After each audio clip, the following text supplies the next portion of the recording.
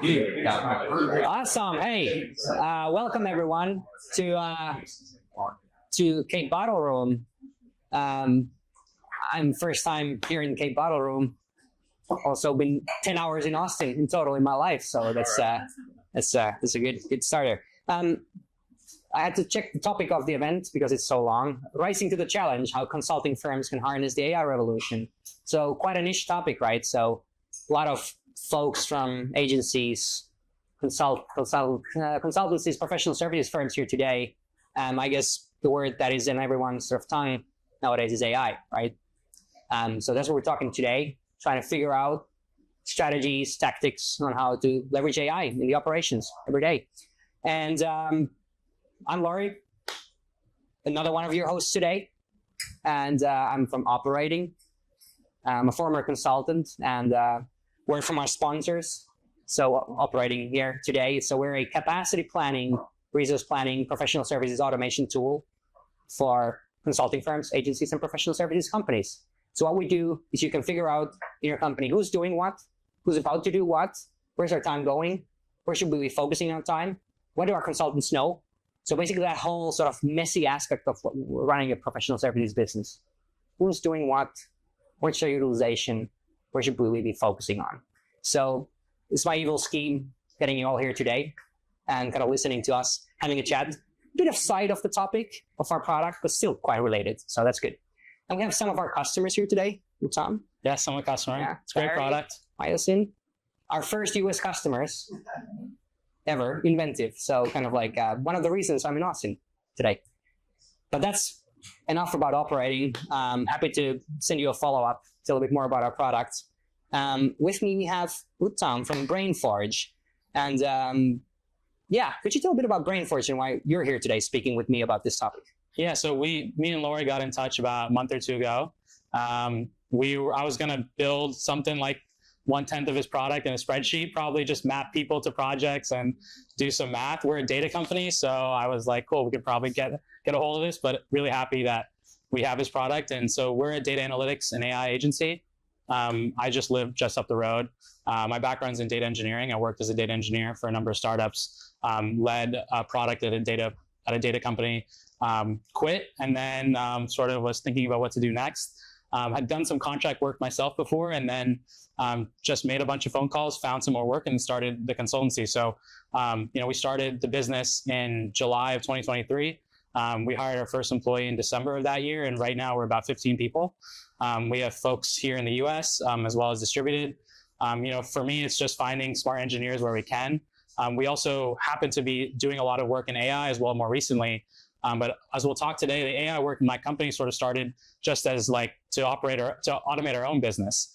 And then we found that it was actually really challenging to do that.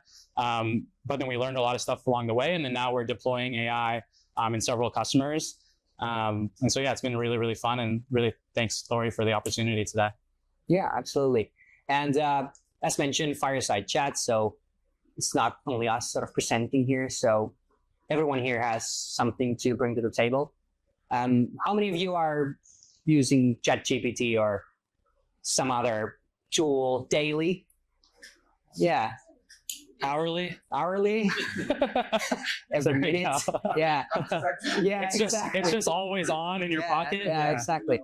It's kind of like, if you had asked that question 6 months ago, maybe like 80% of the hands would have like raised. A year ago, 50, and so on. So like the transformation has been quite wild. So we're consultants, many of us, like I'm still saying we, but like we should be telling our customers, right? Like, how do you utilize AI? How do you leverage it at work?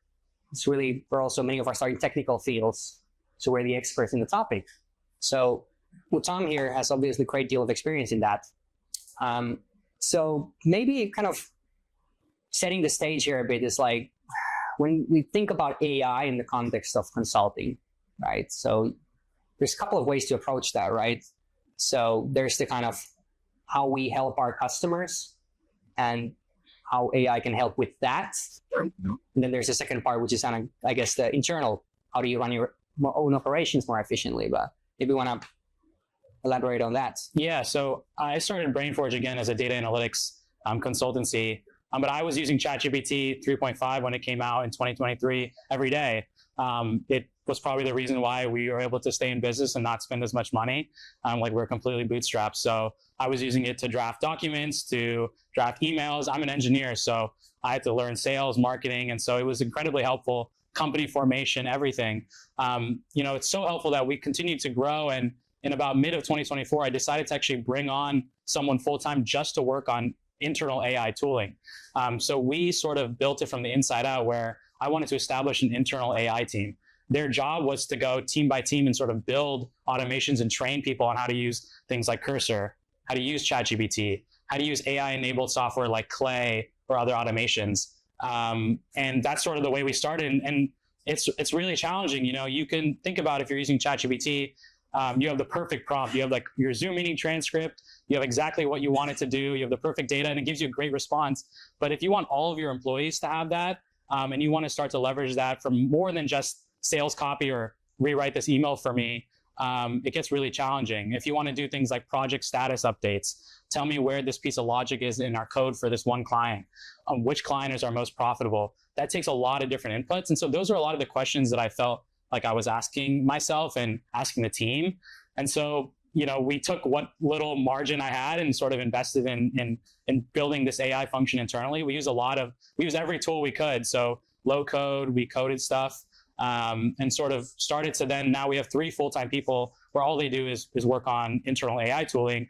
In that motion, we found that not only is it difficult, we found other people were interested in actually adopting some of that AI tooling. So we started actually going to market with AI services as well about 6 months ago. And one of our biggest clients is actually ABC Home here in town. If you guys have lawn care or roofing, you may see their billboards. But we're actually helping their customer service team be more AI enabled. Not typically as you would think, where it's like, cool, get rid of the customer service team, plug in AI on the phone calls. This is more about their customer service team has to look at 100 Google Docs every time they get a call about mosquitoes, like some mosquito treatment or some scorpion policy, and they have to go through 10 Google Docs to do that. They then have to put that customer on hold, and then there's a high risk of churn. We're able to build an AI agent that actually solves and answers those questions, scraping from all those documents in just a few seconds. So really preventing churn and actually allowing them to actually upsell some of these customers to other services. And so that was probably a 1.5-year journey just to get to the point where we can pitch ourselves. But a lot of that started as just solving our own problems internally. So you're obviously in sort of data and AI consulting firms. You have a lot of technical people in the company, right? But are all the people working with AI somehow really technical? How would you kind of go about selling to someone who's not in IT consulting? Hey, we need to set up an AI team internally in our firm. So how do you go about that? What's the step zero in a way? Yeah, just like I hired everybody, I just call as many people as I know and I ask, what are you up to? Do you want to come work for us? Most of the traditional engineering friends that I have, they've not touched AI at all. And they're software engineers at big companies. They're like, oh, I haven't touched that at all. I've never played with ChatGPT. So I had to go deeper. So I was on Twitter, DMing people. I saw you posted about a low code solution. Where do you work right now? Are you happy working there? Do you want to do this full time? I was on Discord messaging people. So I was able to find some people that were really obsessed. And clearly they were doing this on the side, or they were just one part of their company. I said, why don't you come onto a company where this is all you'll be doing is building AI agents? So it was really difficult. And I was just talking today that the people we hired for AI, they don't know how to code at all. They're young. They learned how to build AI systems, which is writing prompts and stitching them together. So I asked them to write Python. They have no idea. They actually just use the AI to write it. And it's kind of a weird way of thinking. So I found it to be there's not many people that have bridged the gap really successfully. And so it's been a challenge for sure. But the number one thing is to find someone that's really obsessing over it, Yeah. I don't know if you had a question. Yeah, I did. So I think one of the biggest issues that we've had, especially when it comes to building tools internally for AI and for AI to utilize, is just the data integrity and what you're actually giving it. And so a lot of the times, I don't know if you run into something similar where your client has an amount of cleanup that has to be done on data before your tool can actually take it, or huge gaps in the data. I think that's been more of our issue, is when you're a lean, smaller company, there will always be gaps in documentation as you're moving quickly through things. And so how do you bridge those gaps? How do you make sure that your data is good and that the person who's giving customer service to someone on the other end of the agency care actually has good data they're working from the Scorpion policy, not telling them something bad. Yeah, it's good. I mean, we got really lucky that we're a data company.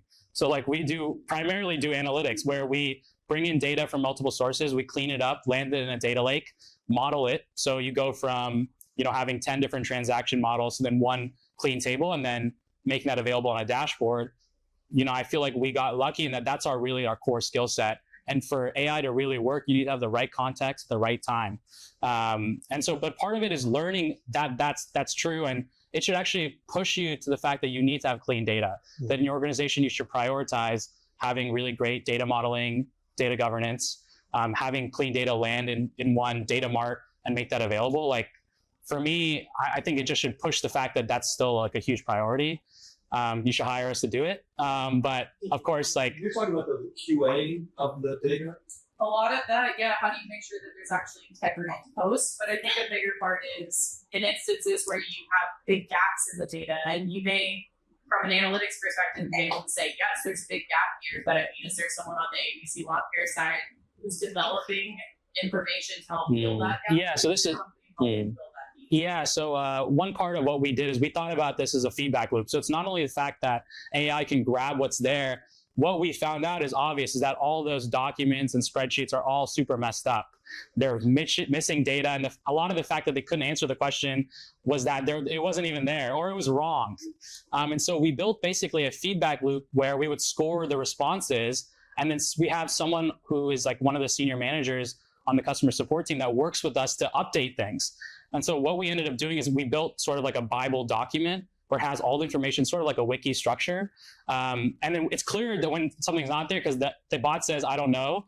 And then the score is really low. And then we basically go through and say, oh yeah, it's actually wrong. And then they go and update it. And so we built this natural feedback loop. We were just talking today about how as soon as you create documentation, it's like immediately stale, commonly. And you need someone whose full-time job is just to update it. This is really the forcing function to keep that updated because the AI bot is only as good as what it has access to. So yeah, great question. And you find that the aggregation of multiple sources allow you to have more confidence. Yeah, like let me give you a good example. So let's say we work with clients where there's stuff we've done for them that lives in code, that lives in meetings, that lives in our Slack, that lives in documentation. If you were just to have one point of reference, you may be not able to answer a question, right? Or reliably every time. You really need to have all those pieces. So I would say just as much as it is picking the right, like Gemini versus whatever, I would say that's like a solved problem for everyone. It's really just making sure you have the right context available. Because the AI you treat as an employee, if you were not giving all the information, like how are they gonna get it right? And so part of it is just having the right information accessible. But you'll find that these tools are getting easier and easier. Like the token limits are really large, where you can almost paste books into some of these things and not really worry about pre-processing anything. And so it's getting easier and easier to do this. What about data access and any like data formatting challenges that you might have customer to customer? Have you guys formulated some sort of recipe that you're able to replicate going from one customer to the next? Yeah, I would say this is this is our core business where we walk into a customer and you may think, yeah, I use Stripe for payment processing. I use Shopify. I use Zendesk for customer service. I'm just like every other business, but you'll find that your definitions are different. Your pricing model is different. You then forgot that you rely on a Google Sheet for like a core part of your business. So it is all bespoke. Like this is something that has never, it changes every single time we go by client. The number one thing that we try to tell people is there is a right way to run some of these e-commerce business. There are benchmarks. However, every customer is different. They care about certain things. They're humans running the business. So we can't go just plant software on everybody. There are nuances we find, like the way a medical, e-com business, they may model themselves very different to a SaaS business. There's like recurring revenue versus like one-time revenue. There's different LTVs for customers. So it is like sort of piece by piece. The one thing that we do is try to pick the best tech that we bring alongside. So we commonly implement Snowflake. It's pretty cheap and it takes care of a lot of the traditional database admin work that you would need. We have a couple of BI tools that we typically implement. Those are the things that we usually template, but then it's mainly a framework of like, you're an e-com business, we've worked with 10 others, like here are the sort of the KPIs that should matter and how you should measure. I'm interested. Yeah. Yeah. Yeah. Yeah. Yeah, you mentioned that you like work. You're hiring people that had no like Python experience, so like vibe cutters. So I guess like would you choose someone who's really into the the models and doesn't isn't super technical over someone who's like a mid level or junior software engineer at this point? Yeah, I already did. Yeah, 100%. Yeah, it's for me, it's about getting the job done for our clients and getting that and doing that faster, smarter, and easier every day. So I don't ask people like where they went to school. In fact, I was an engineer, so I bombed a lot of engineering interviews where you whiteboard stuff. Yeah, I'm not good at that at all. Like I was never good at that. So I don't like to interview like that. We try to give people actual like couple pieces of work, sit with them and watch how they do things. And if you realize if you're really passionate about something, you'll pick up really what it is. But if you have an aversion to AI or if you have the stigma of it's going to replace me, it'll be hard to adopt. And everyone in our company is using Cursor. And I actually ask people like, how can you use AI more to speed up your job? And for me, it's not about replacing people. It's about taking 20 or 30% of the stuff that's really quite boring for them and part of the reason why they probably don't like their job, and like handing it off to AI. And having my team, even the engineers, spend time with clients. Like, I don't run a product company. So for me, I think a lot about how do our customers interface with our business, and that's through people. So I don't think about replacing our data analyst with an AI, so that I want her to be in the meeting running a quarterly business review and having her prepare, not just scrambling 5 minutes before, so but to your question, yeah, like 100%. Yeah. That's quite a shift in a way in thinking, right? Yeah. I'm interested to hear from the crowd. I mean, Uttam has all these great stories, obviously. How have you, in your companies, what types of initiatives, kind of tests have you run, with AI? Well, we haven't run any tests on using AI yet. We're kind of in the initial phase of. And what do you do? What does your company do? Health tech. So we're a health data aggregation company with the mission of creating healthy, sustainable communities. Yeah. And we work with primary care clinics and federally qualified health centers. So private insurance reimbursements and public Medicare, Medicaid reimbursements. So we have Databricks, but also Snowflake at the table, doing two separate PLCs for two separate clients. And the overwhelming questions I'm getting is, okay, so what's all the data elements? My question was going to be, in that space, what would some of the recommendations be to get started? Like, what are some of the first steps? If you engage with a healthcare organization that's looking to use AI for different reasons, we have a very strategic focus. Part of my structured brain is like, okay, let's inventory all the data elements that we're going to capture, which is not realistic because we're going to marry clinical data with non-clinical data, structured data with unstructured data. Okay. Mix it all up and figure out, what kind of plan can we provide an individual to be healthy or healthier and keep them on that path. And then from a population perspective, provide that insight to the clinics so they're making better decisions for the population and making better risk stratification decisions, right? So that's a lot. Yeah. Right. And so ideally, from what I'm hearing, you have your clean data. That doesn't exist in healthcare. Right. Yeah. So where to start? Yeah. I would add to that. And she said it back here, and he just said it. Clean data is the problem, right? You have islands of information all over the place, and using spreadsheets or Tableau or Power BI or other technologies. As a consultant, and prior to retiring and becoming a consultant, using it as a leader in a large dealership organization selling commercial trucks or automotive side, trying to manage, transactional information. Who are you selling to? Well, one part of the CRM in ERPs grabs the information and structures it one way. Another part of the CRM, when you're selling through a different department, it grabs it another way. I would assume very similar to the health industry, because when we look at what this looks like when you roll it up, it's very convoluted, it's very vague, it's it's muddy. And you end up with all this duplicate information. So you don't know what your market potential is, or where your opportunities are, or where your problems are accurately. There's a high margin of error. AI, one of the things I've been using for the last year plus is experimenting with, okay, AI, look at these different data sets and bring all this together. And what does that look like? And AI has trouble if you don't prompt it correctly. And that's the key, is proper prompt structure. But you also have to, if you're telling it to look at these databases that are relational and non-relational in construct, they're not going to work right. You're going to get this error all the time. And I think you alluded to that with what you were saying earlier. So how do we take it to the next level? We got to have clean data. How do you clean it? And then you mentioned the other Snowflake and other things that bring all this together. But there's still a high probability you're going to have a high margin of error. So I'll leave it at that for other people to take in. But it's a complex problem that we all structure. You know, these two guys are in the marketing world, right? And others in the healthcare.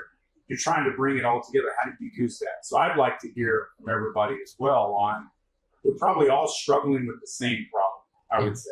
Especially the ones working with corporate settings, right? So Correct. yeah, exactly. Right. Yeah. And antiquated approaches to capturing customers. Yeah. We say we're e-commerce or we're digital, but we're still 20 years behind the curve on how we should capture that. What are the KPIs we should be following? And you stated that earlier. Yeah. So I'd like to hear from others about that part of the conversation. Well, I mean, being in the clinical data space, Yes. so it's really kind of a funnel of specifically clinical related data. And, you know, we have to put it in front of regulators. And, you know, obviously there's a lot going on right now about A different criteria for sure. right. Yes. And so a lot of that has to do with whether the data is fit for use or not. And a lot of that comes down to the practicality of the data.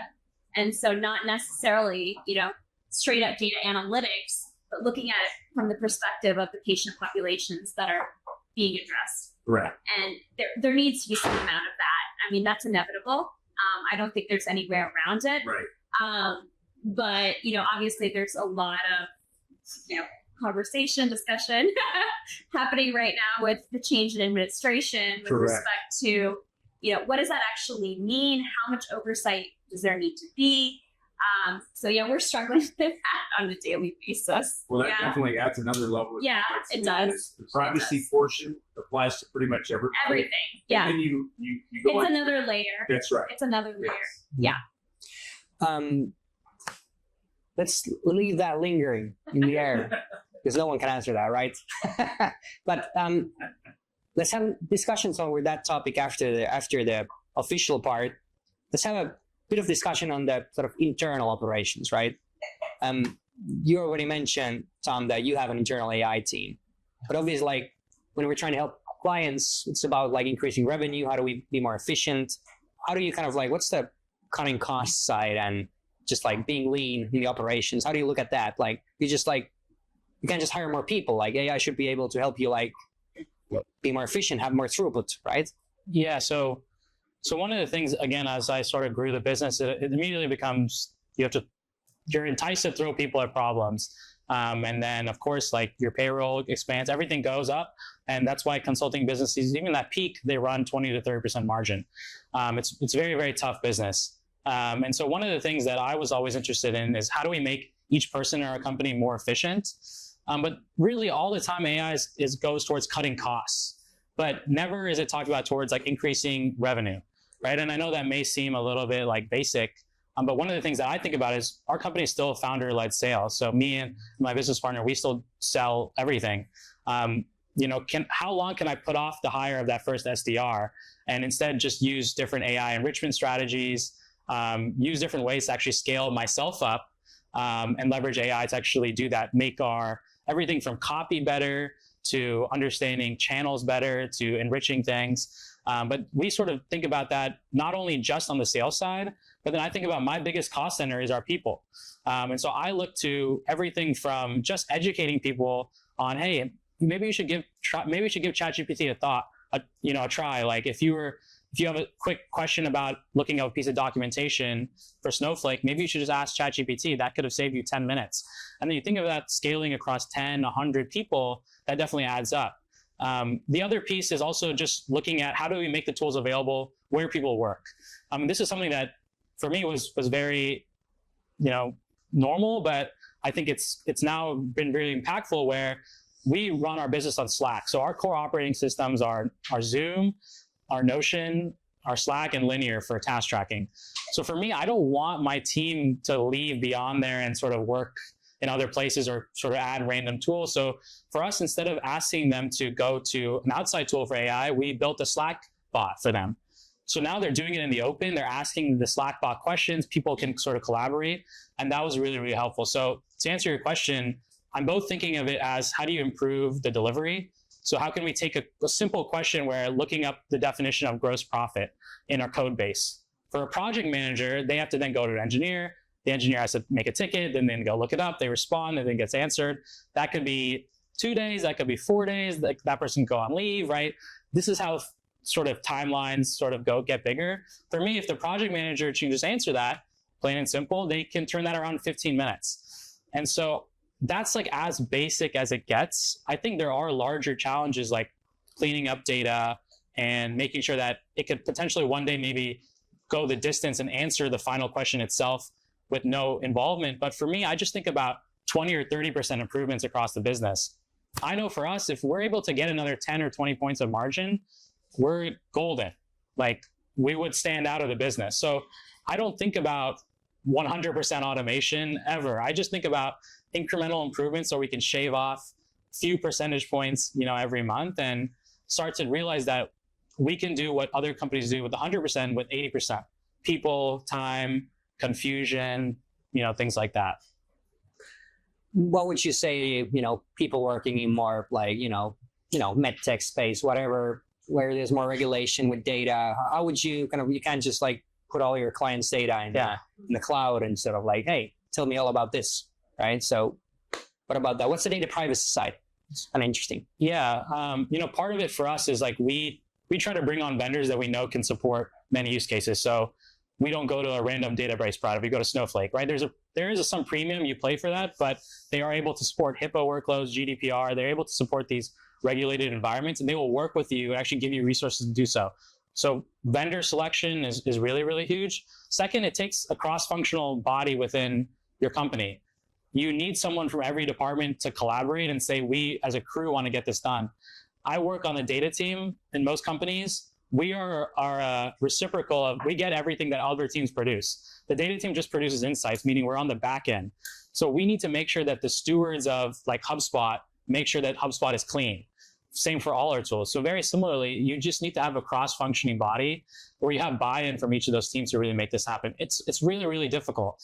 But you'll try. If a data team cannot steward this alone, one single person cannot do that. You really need a cross-functional body that can approve this from their own angles, share to their org why this is important. It's because one person from your org is going to call another person. You want that person to pick up and be helpful. And that's what happens at large enterprises that you want to try to avoid. So that's some of the things I've seen that works. Yeah, please. I think one of the hurdles in that process is addressing the cultural shift. So a lot of the times, in order to get to the point where your data is clean enough, you're often reaching out to a subject matter expert to make sure that you have the entire pool of data to pull from. So specifically, I'm thinking of my industry, which is IT, or energy trading, risk management. For instance, we only have a couple people who know fully how to do wake clock within every single system. In order to get that person's time to write documentation, to feed into an AI so that younger associates can use it, you're using a lot of billable hours first. But second, you are also trying to convince someone who has been in an industry for a long time to share knowledge for free where they're otherwise a subject matter expert. They have job security. Like, you're fighting a cultural battle alongside what you're speaking about. Definitely. So I think in order to get larger institutions on board with something like that, you're going to have to think about, how do I address the people who are going to contribute the most to these tools, which is often resources who have been around for a really long time and potentially hoard that information a lot of the time as well. Great points. Like, and again, like, It's interesting yeah, that a lot of success is driven by asymmetrical knowledge. Yeah. Yeah. And I think that AI is leveling the playing field on knowledge. Yeah. Like I see in the insurance category, a lot of insurance companies excel because of their deep underwriting knowledge. Like they have 100 years of underwriting knowledge. AI makes the next insurance startup have that knowledge right now. Yeah. You know, and so this asymmetrical idea is shifting to a much more level playing field. And so then the knowledge is not going to be the differentiator. It's what you do with it, right? And so it's an interesting development across a bunch of industries that we consult in to see that when knowledge is not something that's valuable, what is, Yeah. right? And I think that you start to talk about some of the tools that you've done to use this readily available knowledge now in interesting ways. And that's where the expertise of people who have done this a long time can steward the use of the tool to actually create a very interesting thing because of their knowledge, this knowledge of the universe adds value. Yeah. And so I work in a field where we use AI in the insights because a lot of our work is consulting based on insights. And so the use of tools in the insight work, you can simulate customers, how they would answer something, and then test it against actual answers we get. And it's been a really fascinating time to have this simulated customer base at hand, right? Yeah. And then it's the ideation phase where you can create ideas. You can create 100 ideas in 5 minutes using these tools that actually jumpstart our consulting and strategy development phase. And then the execution phase, the visualization of ideas. I'm in a branding firm, so a lot of visualization of things. Midjourney and a bunch of the other visualization tools have exploded our ability to do 1,000 concepts where it would have taken weeks to do 3. Yeah. And so this idea of the tools accelerating these elements, while the process has kind of stayed the same, the acceleration is mind-boggling. And so where knowledge goes away as the differentiator, and having a lot of people, a big firm, it goes away as the advantage because you do so much with so few. It becomes a really interesting moment where we all are finding our value. Yeah. What do we bring to using these tools in a way that creates value for who we're serving? Right? Correct. And so everything is on the table right now. It's a fascinating time that we've been very slow. I think slow in using it in these steps of the process. But the tools are available. They're almost free. Right? Yes. And so the idea of accelerating each step of your process, whatever your process is, with these tools like you were talking about, using it in various parts of your business, has been fascinating to me. Yeah. And I'm curious how other people are, literally like you were asking, using it in their everyday internal things. Because are we missing something? Or what are we not doing that we should be doing? Yeah. Well, I would add to that. You're right. You're able to scale your business for your ideas very quickly. I'm using it every day. I use ChatGPT, Gemini, and there's so many others out there. And some do better at some things than others, depending on what you're doing. And I like to take, being in my business segment for, say, 40 years, and okay, how can I be more efficient about what I'm doing? How can I get a client a proposal back quicker? And I don't mean just simply type it in and just go with what it gives you. You need to have the right prompts. You need to put the right context. You write the raw data, the raw prompts, not code, but prompts. You put that in and their problem you're trying to resolve, and then it comes out with a plan. Now, you just can't print it and go. You still have to work on it, but you can go, like you said, 3 ideas would take weeks. Now you do 1,000. I can cover a lot of different ground, make a lot of different proposals in a short time. And, if they're operational centric or you're looking at utilization, like what you're working on, and optimizing what you have or don't have, AI has been very helpful for me in my perspective. And I think it's going to continue. I don't think it's going to replace people. It's going to enhance people. And it is leveling the playing field. That's our book, right? That's right. Level playing field. It is leveling the playing field. It's bringing other people with, I got a great idea, but I don't know how to scale it. But AI can help you scale that. And I'm not going to say it's going to make you a millionaire overnight, but it does present the opportunity where you can work smarter, not harder. You can be more nimble and flexible within whatever environment you operate. Yeah. I'm going to moderate a bit. 22. We have 20 minutes left in our time. Okay. So, thanks, Troy. Good point on the sort of like people like becoming sort of feeling like they're becoming redundant. So I think like definitely there like a lot of upskilling is needed, right? So it's like definitely like people need to realize that it's hard, right? But you need to realize that you need to change what you're doing. And it's like easy for, really tech savvy people kind of like being always in the know and then like the new tools coming out. But, there are regular people there kind of like trying to get by, realizing that, like the transcription job that you just had was like, it's non-existent right now. So there's a lot of that upskilling going on. So it's like, and then a second point, which was interesting, I think the sort of, from you was that kind of like the people, like you can generate rapidly like new ideas, right?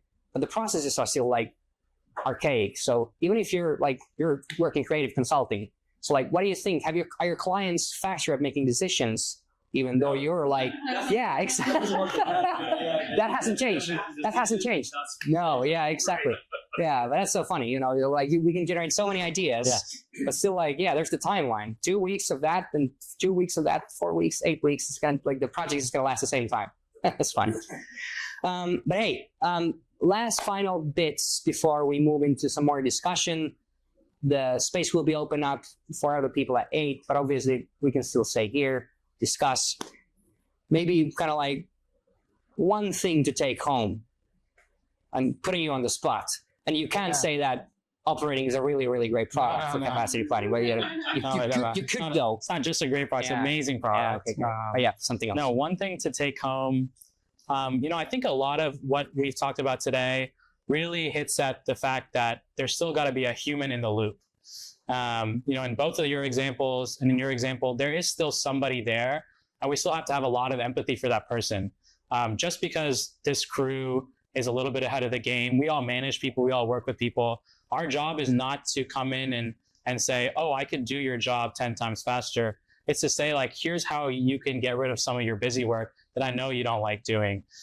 For me, I think about that with our company.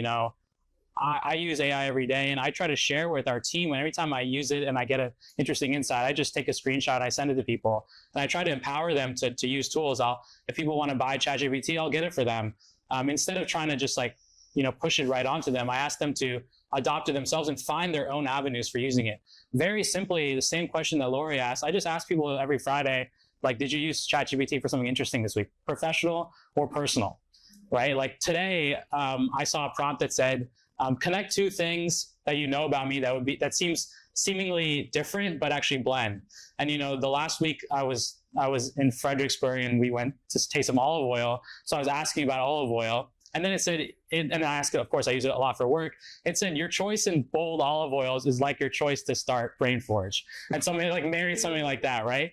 But then I just screenshotted that. I sent it to the company. I was like, reply with like what it says for you, right? And those are the sort of novelty and like the sort of thing that gets people over the hump of thinking about it as work, but just thinking of it as a tool. I use it for recipes every day. If we all use it for voice, how powerful it is. So you try to get people to that serendipity moment for themselves personally, I think is really, really important. Yeah. Well put. I mean, hire Uttam for these sort of things. He's great. And thanks everyone for joining the discussion. And let's keep the dialogue open and the discussion going.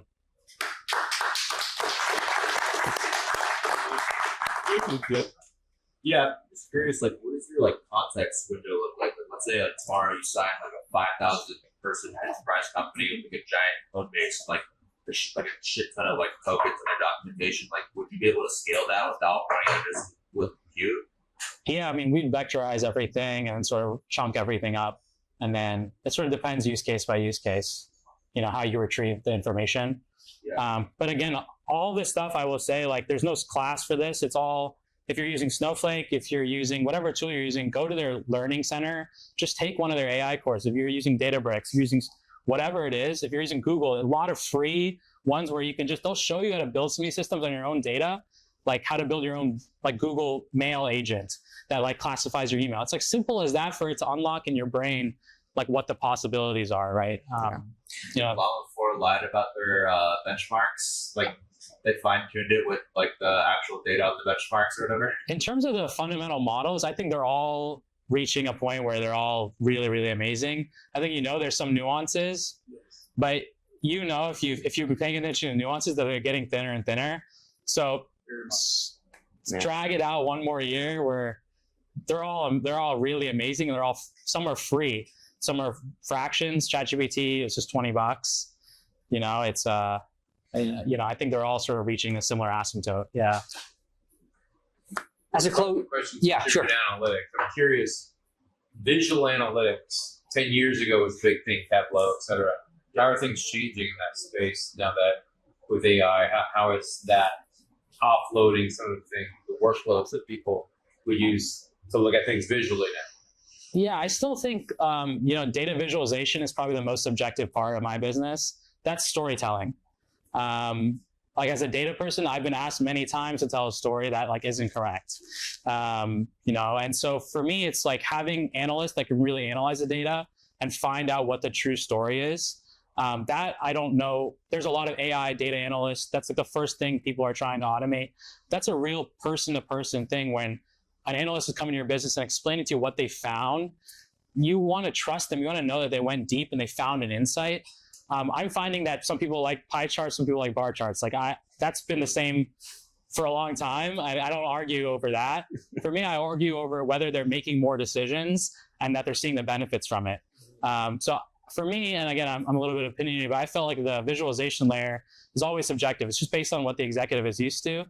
For me, I just try to make sure that we're making a decision in one meeting, not 10 meetings. And then we're able to measure, like, did we impact? So that's an interesting topic, talking about how we're using ChatGPT to accelerate decision making, being the limiter.